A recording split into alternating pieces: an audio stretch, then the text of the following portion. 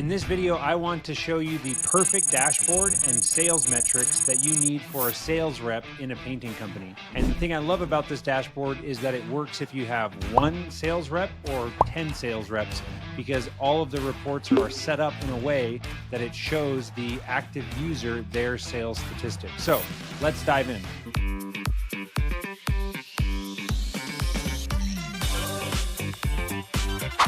All right. So I have this is a report or a series of reports that's on a dashboard, and the CRM that this is pulled up in is HubSpot. I love HubSpot for sales tracking and marketing, and just all sales and marketing analytics are phenomenal. But I want to just dive in. This is a very common question that sales reps and sales managers or business owners have. Like, what should we be tracking and how can we show our reps the statistics on here? So I'm just going to dive into each one of these because this is what I think is most valuable. But what we have here is this week's sales. So this is showing exactly like what you'd think. What I like about the structure of this is that it's showing both sales reps and also the project type. So we have interior cabinets, flooring, and exterior. And so at a glance, we're packing a ton of information into how have we done this week. So this week's has sold 42,836 of exteriors and 11,926 of interiors for a total of 54. And so you can see how that works. Last week, what did we do? Same thing. We can see at a glance the breakdown of each project type. But if you just want to know high level numbers, you can do that. Then we've got this month's sales. So where are we at for the entire month? Year to date, again, broken down by individual sales reps.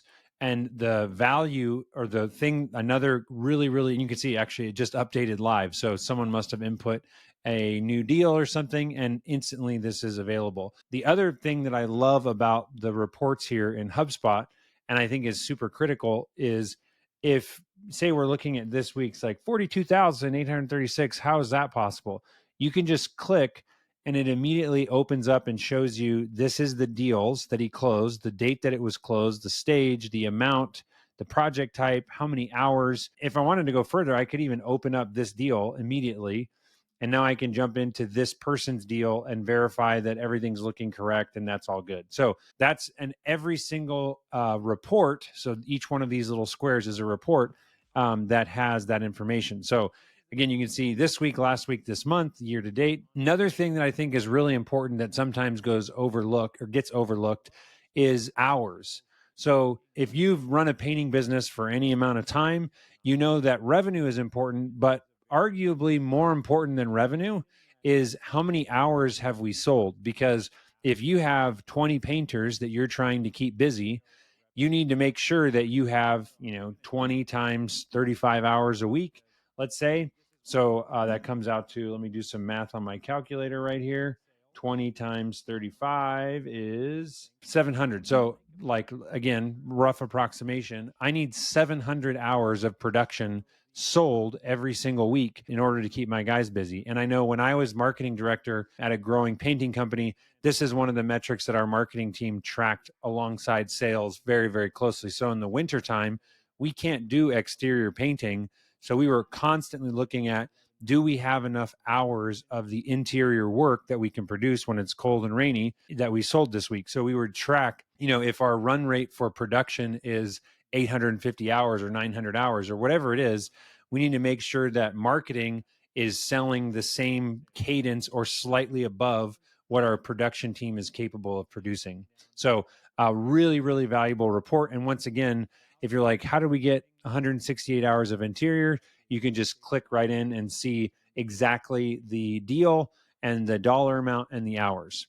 And then down here, just a summary of this week sold by number. So these are correlating. This is my hours sold this week. This is the dollars. So inside the interior, you're going to see the exact same three projects here that were sold up here. Same ones, we're just outputting how many hours, how many dollars. Another one that's really cool is when you have your sales goals for your sales team, you can show, and this is the active user only. So right now I am, pretending to be, so this is literally just numbers. So if logged in or logged in, they would see their goal and their revenue. And you can see that the sales goal, this is for the month. So I have a goal for the entire month of 120,000. So you can see that it's broken down every day. I can see what my revenue goal was. And you can see that in the beginning of the month, we started out a little bit below the revenue goal. And then Russ has just taken off and crushed the last part of the month. And you can see that he's now at 184,000 of 116,000 goal. So that's awesome.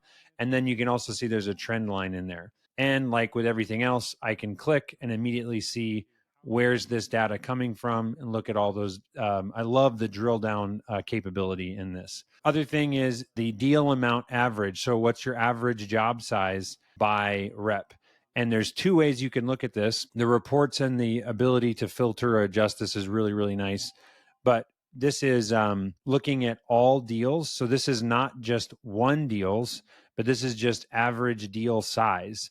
But I could also say, I want to take only, I want the stage that is only one and apply the filter. And then you can see that my one job size is 6,200 and 5,400 respectively between the two. But if you go back to here, oh, whoops, I think it's the deal stage probability. Yeah, there we go. So this is now my total bid, all jobs. But if I add the filter in for just the deal stage is any of one, now you can see there. You can see that our average job size was actually slightly bigger for Scott when he, and just all of his, average bid amount. But the ones that he's won, it's average of 6,200, whereas Russ's average job size is 5,400. And this is for the month. You could also do this for the year or whatever makes the most sense in your scenario. So that's another really awesome report. And then there's another one, just team sales. It's kind of like what we talked about above. Another feature that I love is looking at last year in comparison.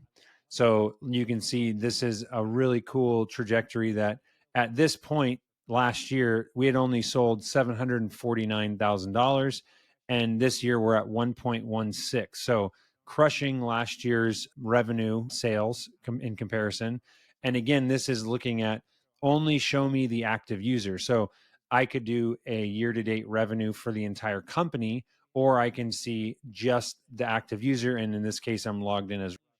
So this report is showing me all of statistics. Now, the last thing is this is just kind of like a cool bonus. By the way, all the stuff that I'm showing you, if this is of interest or you're like, ooh, I would love to get some, HubSpot reports like this, reach out to us because we are a HubSpot certified partner and we would be more than happy to. We have like a perfect setup of HubSpot for a painting company. There's like 125 custom properties that we track, which facilitate all of this really cool reporting. And also we can build out all these reports for you. And if you're a DIY person, just drop a comment on the video or send us an email or schedule a time.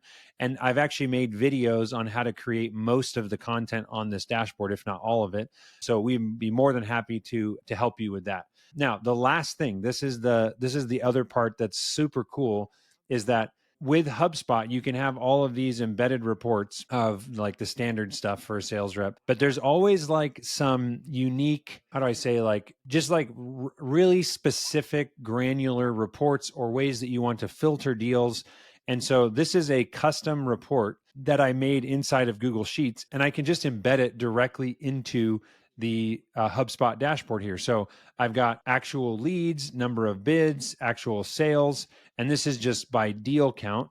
And then I can also look at what's my dollar value of all estimates versus my dollar value of sales. And then you can take those two estimates of sales, and this is looking at your close rate by dollars, not by quantity, which is another one that's really interesting to see of what am I closing of every dollar that I'm estimating, what percentage am I closing and winning versus the number or the quantity calculation, which is how many bids, how many did I win divided by how many bids I gave. And then you can get, all this stuff is just really, really interesting to track. I will tell you that the most valuable metric that you should be tracking for your sales reps is value per estimate. This is also known as NSLI, but this is a combination of close rate and average job size together. And this is a super, super powerful metric that is, I mean, honestly, as the marketing director of, $10 million painting company that grew to $20 million while I was at it, this is the metric that we would track for every rep, and then also company wide and by project type. And what this means is that is selling a value per estimate of 26.79. So that means if I gave 10 estimates, he would produce 10 times the value per each one of those estimates, which is 26.79. He would produce $26,790 for every 10 estimates that I give him. Whereas if I switch to a different rep here, we could go to, and doesn't have any deals in the last couple of months because he doesn't work here anymore. But you can see that his was 5,000. So if every 10 deals that I gave, he would produce 50,000 of revenue. Or sorry, look, I'm looking at the wrong number. This is the value per estimate. For every 10 deals I give, he would produce 7,185. And that's, I should say, that was the average for, and what do you know, just updated. That's the beauty of these dashboards, is they're live and they're updated, every 5 minutes. So this is what his was in May, but for the year, his average value per estimate for the entire year was 23.97. And in the winter, January, February, slower months, and then he picked up in May. So value per estimate is super valuable. And the last reason that I love this metric so much is because you can take a revenue goal of 100,000. And actually, I'm going to show you one more thing. Let's say we're not going to look at sales rep. We're just going to do all sales reps combined. So we're going to say our average value per estimate for exteriors is 2,168 on average for the entire year. The power in that is that if you have a revenue goal for the year of $2 million, you do $2 million divided by 2,168, and that's 922 estimates. So now you just tell your sales team, hey, we need 922 estimates this year to hit our $2 million sales goal. And you can then go divide by 12. That's 76 estimates a month. Divide that by 4.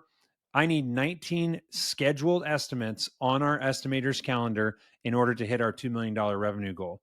It's like absolute, like it's a musical symphony when you realize that you can literally pick a number, a revenue goal, divide it by your value per estimate, and then you're going to get the number of leads that your marketing team needs to deliver. So if you're at 18 leads, the only way you're going to hit your revenue is if your sales team bumps that value per estimate up, or you need to get, all hands on deck on the marketing team to figure out how are we going to hit this number, this revenue number, if we're not able to get the 19.2 leads every week that we need. So that is a huge, huge metric I absolutely love. And I would say any of you really need that. So if you'd like any of this stuff, like I said, let me know in the comments. Do you want a tutorial on anything that you're seeing here? We give away so much free content. So if there's something that we could do for you, where obviously we do these large automation consulting packages for your entire business, optimized everything from sales to operations and finance, automated invoicing, automated job costing. We do it all, and we just do it for painting companies. So if you're a painter, don't hesitate to reach out. We'd love to chat more with you, and let us know what you liked in the video. We'll see you in the next one. Thanks so much.